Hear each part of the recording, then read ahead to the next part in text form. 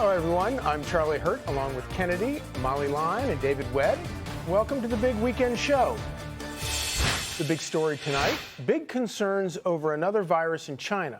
Republican governors now calling for President Biden to restrict travel from the communist nation. The mainstream media saying, trust the science, we shouldn't be worried. But remember, China spent years lying to us about COVID, and they are, after all, a communist country. Fox News correspondent Dana Marie McNichol has an update on the two Florida senators among those demanding action. Charlie, the 5 senators are calling for an immediate travel ban between the United States and China until more information is gathered on the dangers of what they're calling a mysterious illness. Now, the list of Republican senators include Senator Marco Rubio and Rick Scott from Florida, Senator J.D. Vance from Ohio, Senator Tommy Tuberville from Alabama, and Senator Mike Braun from Indiana. The letter to the president reads in part, "We should immediately restrict travel between the United States and China until we know more about the dangers posed by this new illness. A ban on travel now could save our country from death, lockdowns, mandates, and further outbreaks later." The director of the CDC believes this mysterious illness is not new or novel, but rather related to existing pathogens like COVID, flu, RSV. Doctors say they're seeing a surge in a bacterium that can infect the lungs. In northern China, we're seeing a lot of resistant strains of that bug, mycoplasma. You can treat that with antibiotics in children with Zithromax, but they've overtreated it with Zithromax in China, and that's led to a lot of these hospitalizations. So far, the White House has not commented on this letter. The CDC continues to say that COVID remains the biggest threat this winter season. Charlie. Thank you, Dana Marie. Molly, take a listen. Obviously, we want to be put some caution here that we don't want to be making more of this than it is. But I think it's, when you look back at the last 5 years, we would be forgiven for being a little bit alarmed. But listen to Scott Gottlieb, the former FDA commissioner. What do you have to say about this? I think right now we have more information about what is spreading in China, and it does appear to be more usual strains of illness. So there's no reason to believe that there's something novel spreading there. How can the U.S. be confident if, like you're saying, China's not sharing info? So if there was a novel strain of flu spreading, I think we would detect it. So, when it comes to China assurances, do you put a whole lot of faith in that? Well, there seems to be some effort on the part of doctors to say, we're watching this. This is something to be concerned about, but not overly concerned about because we do have our eye on it. But there's the bipartisan angle of this in that we don't trust China, and that's Democrats and Republicans. These are 5 Republicans that are calling for this kind of a travel ban, a cutting of the flights. But Democrats have also, over the years and recently, spoken out against China and explicitly noted that China can't be trusted, pointing back to what we all experienced globally in the wake of COVID-19. The WHO last month requested information on this outbreak. They held a teleconference with Chinese authorities. Officials said that this pneumonia was caused by a common bacteria, a mycoplasma, plus a variety of seasonal viruses, including, for instance, the flu. But we are definitely seeking more information. The question is, can we trust information from China? And both sides are skeptical. So I was interested in the last hour, Dr. Marty McCary warned that, that this really could be more of a result of an uptick, because in China, so many people were quarantined. Their lockdowns didn't lift until earlier this year, that suddenly people are, and I've seen this like in my own family, like people, if you've been locked down for a long time and then you come out, suddenly your immune system is completely shot. But David, listen to what Congressman Carlos Jimenez had to say about this travel ban. My mom once taught me, fool me once, shame on you, fool me twice, shame on me. It was about this time, about 4 years ago, that we heard of this illness that was attacking the respiratory system of the elderly. And now we're hearing about an illness that attacks the respiratory system of our children. And so, I think that there should be a travel ban with China. If we disrupt somebody's travel plans, I don't think that's too high a price to pay to assure our children's safety. And so I hope that the Biden administration would do that. Do I think he's going to do that? No, I don't think he will do that. David, you can kind of see how this is, for a politician, this is kind of low-hanging fruit try to act on. Look, it is low-hanging fruit for any congressman to say this because it does go back to the executive. But also, what Dr. Gott or what former Commissioner Gottlieb said, if there was a novel strain of the flu spreading, I think we would detect it.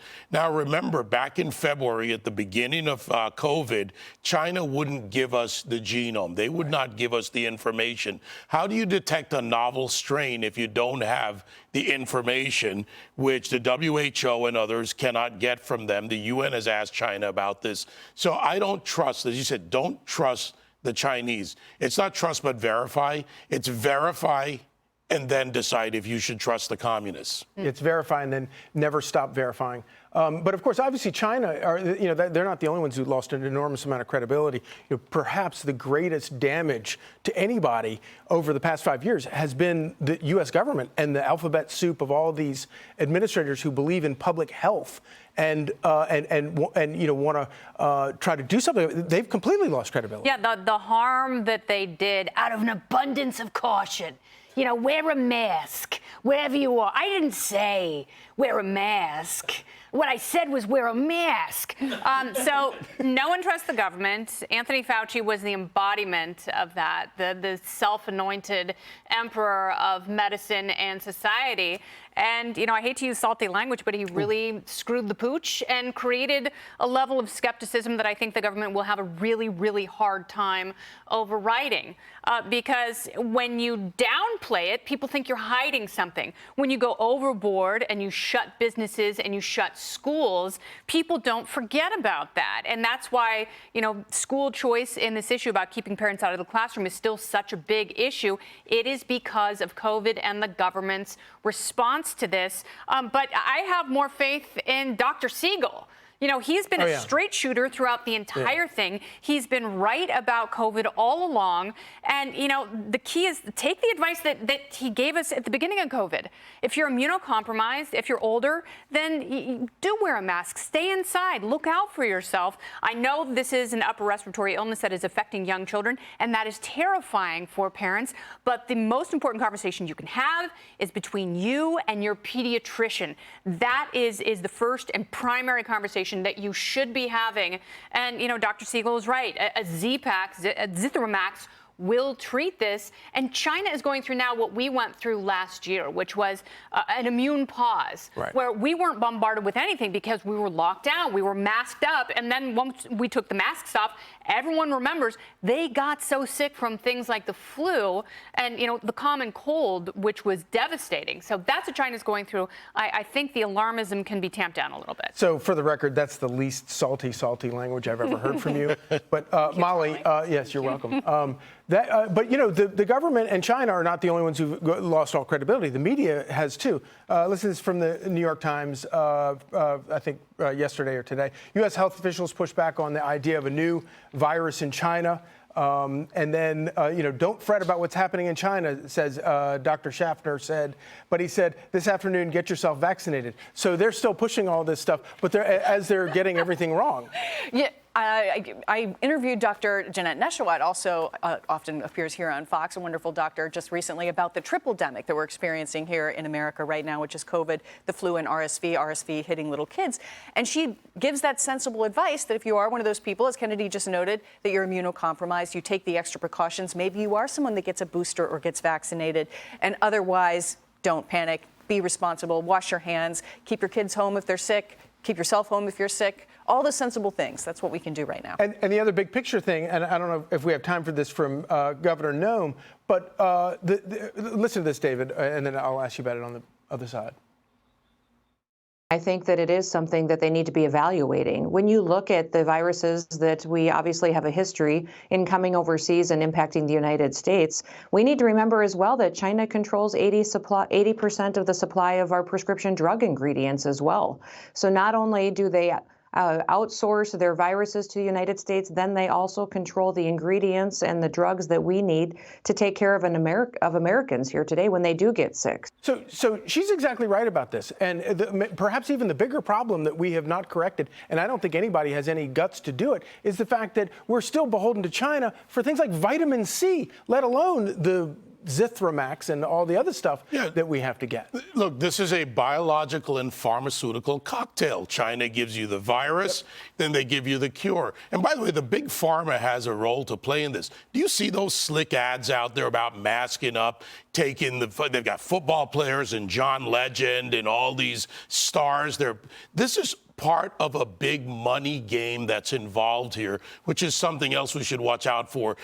I live in Florida.